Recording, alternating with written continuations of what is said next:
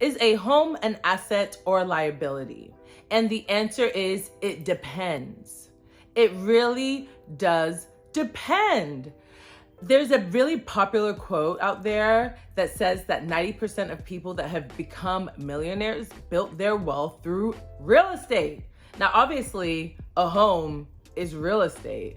So, with that being said, a lot of people may automatically assume that anytime someone buys a home, they are automatically, just magically, like 100% going to be building wealth, and they just added an asset to their tool belt. But I want to really paint a really clear picture for you so that you can really answer that question. What's up, everyone, and welcome to Real Talk with Olamide, where we talk about all things real estate. For those of you who don't know me, my name is Olamide, and I am a real estate investor, a licensed realtor, as well as a licensed loan originator. And I love to talk about all things real estate, all things wealth building. So welcome to the channel. Today, we're going to be answering a simple yet maybe controversial question, which is a home a asset or is a home a liability? So let's just go ahead and jump right into it. As a real estate investor, the homes that I buy 100% are assets.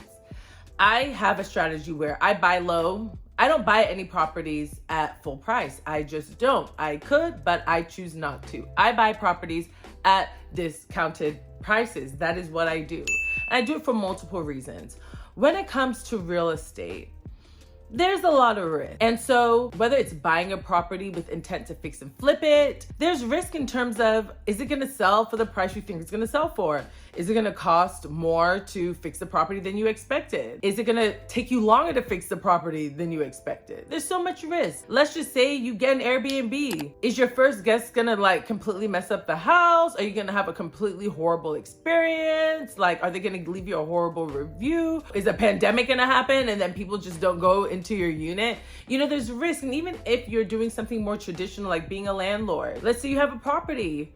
What if your tenant just decides not to pay? Then you have to think about eviction or vacancy, which might not be exactly what you planned. So when it comes to real estate, a lot of things can go right, but there are also situations where things could go wrong. And because of that, I hedge my risk by buying at discounted prices. You may be wondering, okay, well, why am I saying this? So when I buy properties as an investment property, it is an asset for me. Let's talk about when people buy homes as an asset, as an investment property, compared to when someone buys a home as a primary residence, a property that they're going to be living in. Now, if you buy a property, and let's just say you used a loan from Bank of America. Your monthly payments are $2,000 a month. Within 30 days, you get a tenant in there. You are charging that tenant $3,000 a month. That tenant is paying off your mortgage. Then yes, that property, because someone else is paying off your mortgage for you, that property is an asset. Why is that property an asset? Because you are cash flowing from that asset. You're not having to pay for that property every month, but that property is paying you every month. So you are benefiting from the appreciation of that asset, the increased value of that asset over time. You're benefiting in terms of the tax benefits of holding on to that asset. In that situation, a house can be an asset. I am an investor, and for me, I only buy assets. If it is a liability, I ain't buying it. Now let's talk on the other end. Most loans that are 30-year loans are fully amortized loans. I'm not gonna get into the detail of that, but what I'm trying to say is most of your monthly payment actually is not going down to paying off your principal.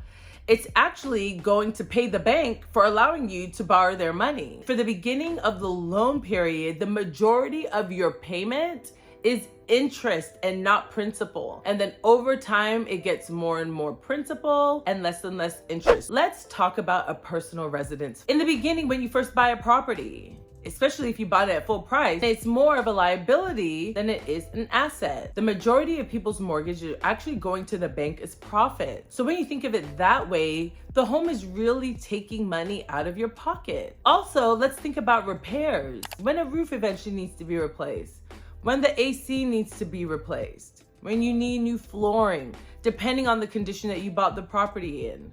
That stuff costs money. That's what we call capital expenditures. So it takes money to pay off the loans. It takes money to maintain and upkeep a home. On the other end, having a home can be great. Why? Because a lot of homes are building in appreciation, especially homes over the last 2 years. As we've seen, inflation has been increasing. And one of the few benefits of inflation is that asset prices increase. So you may know someone that bought a property within the last year, and that property has appreciated by maybe $100,000, $200,000. That's because of inflation. That doesn't always happen. That's really something that's happening right now in this season. So should you buy a property thinking that, hey, in 2 years, my property value is going to increase by 200,000? Might it? Yes, but that is not the norm. Right now, we're not in a normal environment. We're in an environment where there is major inflation and the prices of assets are really skyrocketing. So for some people, that's really making their home an asset because it's building their net worth. Why? Because the value of their home is just astronomically increasing. So what did? They did something called a cash out refinance while interest rates were still low. They pulled out some money and now they're investing that money to build and to buy other assets. That is a cool way to use a home and to make sure that you are really maximizing that home and really using it as a asset. So really, ultimately, it depends. If you're buying a home at full price, if you're buying a home and it is just barely increasing over time, really when it comes down to it, after you consider all the repairs you're going to put into that home, after you consider all of the property taxes you're paying for that home, after you consider all of the maintenance that you're paying for that home, all of the interest that you're paying on your mortgage, a lot of times what you're paying for the property is actually more than the amount that your property is increasing in value. So because of those reasons, sometimes, a lot of the time, a home actually is a liability.